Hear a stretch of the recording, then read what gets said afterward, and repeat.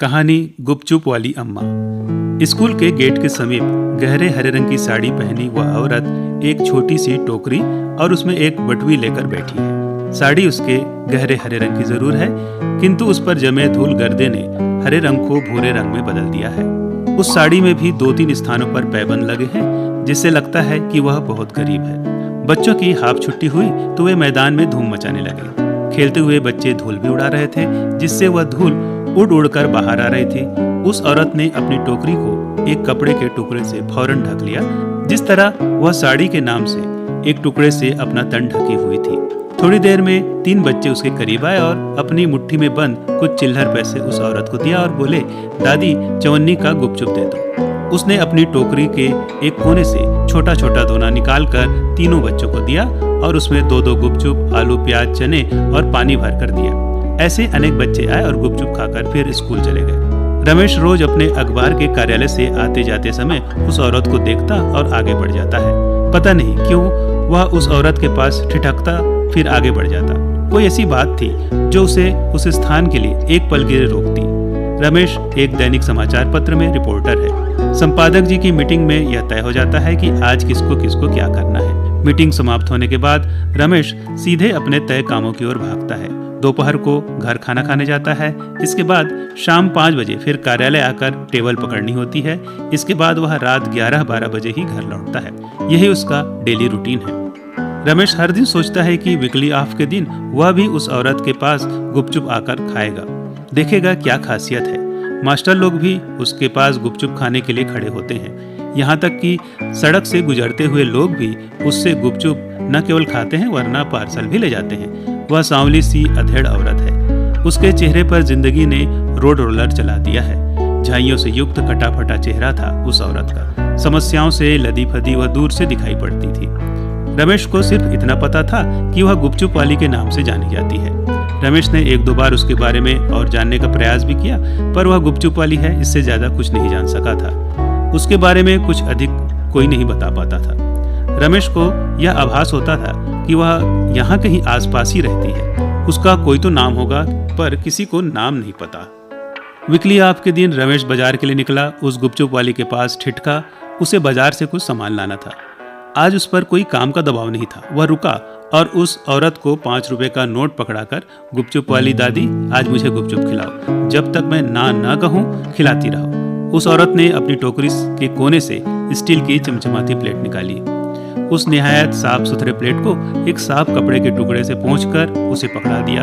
वह यंत्रवत गुपचुप को फोड़कर, आलू प्याज भरकर, चने भरकर पानी से भरे पात्र में डुबाकर देना शुरू किया। रमेश ने एक खाया तो वह बड़ा स्वादिष्ट लगा। लगभग 20 गुपचुप वह देखते देखते खा गया। इसके बाद डकार लेकर बोला, गुपचुप वाली दादी बस पेट भर गया मेरा। लगता है अब रोज तुम्हारे पास गुपचुप खाने रुकना पड़ेगा। बहुत स्वादिष्ट है गुपचुप। वह गुपचुप वाली खरखराती हुई आवाज में बोली, बेटा अभी तो 2 रुपए के ही गुपचुप खाए हैं, 3 रुपए यह वापस लो। रमेश ने कहा, जमा रखो, मैं फिर बाकी के पैसे के गुपचुप खाने आऊंगा। एक दिन समाचार के सिलसिले से रमेश मुख्य बाजार पहुंचा। बाजार में चिंटू रेडीमेड की दुकान है। इस दुकान के प्रोप्राइटर हुकुमचंद है। हुकुमचंद से ही काम था। दुकान में 2 लड़के मिले, जिनमें से एक से रमेश ने पूछा, हुकुमचंद जी कहाँ हैं? लड़के ने जवाब दिया, बाबूजी तो अभी नहीं आए हैं, वे 11 बजे खाना खाकर आएंगे, 12 बजे हम लोग घर चले जाएंगे, दोपहर को वे रहेंगे दुकान में। मैंने सोचा अभी तो सुबह के 10 ही बजे, 2 घंटे बैठकर यहाँ क्या करूँगा, इससे अच्छा है कि मैं उनके घर चला जाऊँ। रमेश ने लड़के से कहा, आप लोगों का घर कहाँ है? लड़के ने कहा, पुरानी बस्ती में है, किसी से पूछेंगे तो वह घर बता देगा। रमेश बाइक घुमाकर पीछे लौटा, क्योंकि पुरानी बस्ती स्कूल के पास ही है जहाँ गुपचुप वाली बैठती है। गुपचुप वाली तब स्कूल के पास नहीं आई थी। रमेश ने पता किया तो हुकुमचंद जी का मकान बड़ा सा है, किंतु दीवारें पुरानी काली पड़ी हुई हैं। लगता है बहुत दिनों से पुताई नहीं हुई है। लकड़ी का दरवाजा भी बड़ा है। वहां पहुंचकर दरवाजा खटखटाने पर एक अधेड़ महिला ने दरवाजा खोला। उनसे रमेश ने पूछा, हुकुमचंद जी घर पर हैं क्या? महिला ने कहा, नहीं है, आज जल्दी चले गए हैं, उन्हें किसी से काम है जिनसे मिलकर वो दुकान जाएंगे। रमेश ने मन ही मन सोचा, यहाँ तो आना बेकार हो गया। कुछ देर में उसने सोचा कि क्यों ना गुपचुप वाली से मिल लिया जाए। रमेश ने उन्हीं महिला से पूछा, गुपचुप वाली कहाँ रहती है, आप जानती हैं क्या? उस महिला ने कहा, गुपचुप वाली को तो यहाँ का बच्चा बच्चा जानता है। उसका घर इसी गली के आखिरी में एक बड़ा सा घर दिखेगा। वह वहाँ के अंदर एक खोली में किराए से रहती है, पूछेंगे तो पता चल जाएगा। घर मिल गया। दरवाजे से अंदर घुसने पर एक रास्ता है जिसके दोनों ओर खोलियां बनी हैं। वहां एक आदमी से पूछने पर वह एक खोली की ओर इशारा किया। रमेश वहां पहुंचा तब 11 बजने को 10 मिनट कम थे। गुपचुप वाली अपना टोकरा आदि लेकर स्कूल चली गई थी। एक 16-17 साल का लड़का और एक 13-14 साल की लड़की मिली। जाहिर है दोनों गुपचुप वाली के बच्चे हैं। लड़के से रमेश ने पूछा, नाम क्या है तुम्हारा? उसने कहा, अनुज। पढ़ते हो? हाँ, कॉलेज में BA फर्स्ट ईयर कर रहा हूँ। कुछ काम भी करते हो? उसने कहा, पेंटिंग बनाता हूँ और पैरे का आर्ट भी तैयार करता हूँ। ये तुम्हारी बहन है? अनुज ने कहा, हाँ, ये भी 9वीं पढ़ रही है। तुम्हारी पेंटिंग दिखाओगे?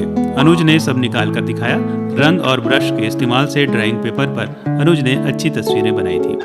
पैरा आर्ट भी कृतियां भी दिखाई। पैरा के छोटे छोटे टुकड़े चिपकाकर एक से एक दृश्य उसने तैयार किया था। रमेश ने कहा, अनुज, इनका क्या करते हो? अनुज, मैं इन्हें बाजार में ले जाकर बेच देता हूँ, आराम से बिक जाता होगा। अनुज ने कहा, नहीं बिकता सर, आजकल लोग आर्ट की कदर नहीं करते। कई जगह धक्के खाता हूँ, तब कहीं जाकर एक बिक पाता है। तुम्हारी अम्मा गुपचुप बेचकर कितना कमा लेती होगी? अनुज, बस उतनी कमाई हो पाती है जिसमें घर का खाना खर्च चल पाता है। तुम लोगों की पढ़ाई का खर्च कैसे चलता है? अनुज, सर, मैं रोज कॉलेज आने के बाद अपनी पेंटिंग बेचने जाता हूँ। इससे जो पैसा मिलता है माँ को देता हूँ, वह सब खर्च करती है। रमेश ने पूछा, तुम्हारी माँ का नाम क्या है? अनुज ने कहा, राजी बाई। कुछ पढ़ी लिखी है तुम्हारी माँ? अनुज, नहीं पढ़ पाई है सर। वे कोतरी नाम के गांव में पैदा हुई थी जहाँ स्कूल ही नहीं था। मेरे नाना दूसरे के खेतों में काम करते थे, बहुत गरीब थे। अच्छा, तुम्हारे बाबूजी का क्या नाम था? अनुज, उनका नाम बंसीलाल था। वे क्या करते थे? अनुज, वे शाम को चाट का ठेला लगाते थे। माँ बताती थी शादी के 5 साल बाद वे गुजर गए। बाबूजी चाट का ठेला लगाते थे, इसलिए माँ भी गुपचुप और चाट के काम में लग गई। अनुज ने आगे बताया, माँ बाबूजी के मरने के बाद 2-4 घरों में बर्तन झाड़ू पोछा भी लगाती थी। तब मैं बच्चा था। ये उनकी बहन गोद में थी। कुछ पैसे बचाकर वो गुपचुप बेचने लगी। तब से यह काम करके घर चला रही है। रमेश ने पूछा, कोई मदद किया क्या उस समय जब तुम्हारे बाबूजी गुजर गए थे? अनुज ने कहा, मोहल्ले के लोग आते, मिलकर बैठते और सहानुभूति जताकर चले जाते थे।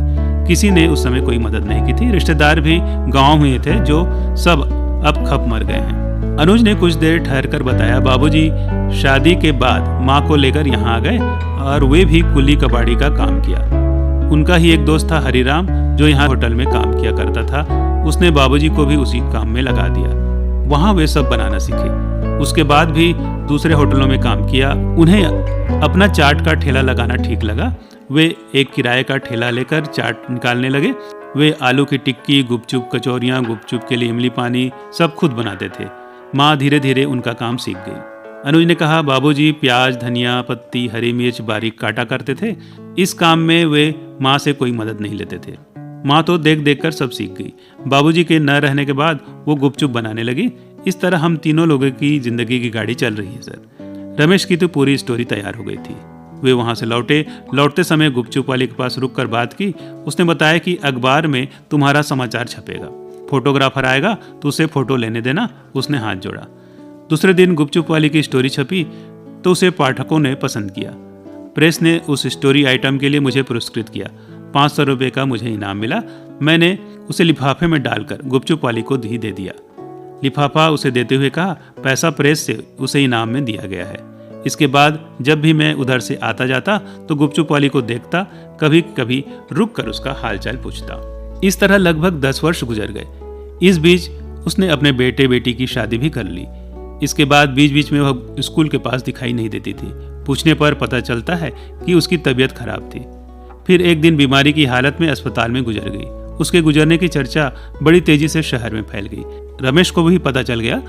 वो उसके घर गया, उसकी अंतिम यात्रा में शामिल हुआ। उसका लड़का अनुज अब एक निजी कॉलेज में क्लर्क हो गया है।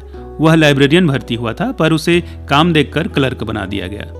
रमेश ने कहा, इन 20 सालों में शहर में बहुत परिवर्तन आया है। बड़ी बड़ी दुकानें, मॉल खुल गए हैं, चाट भंडार भी स्थापित हो गए हैं, पर वो गुपचुप वाली की यादें आज भी शहर में बनी हुई है।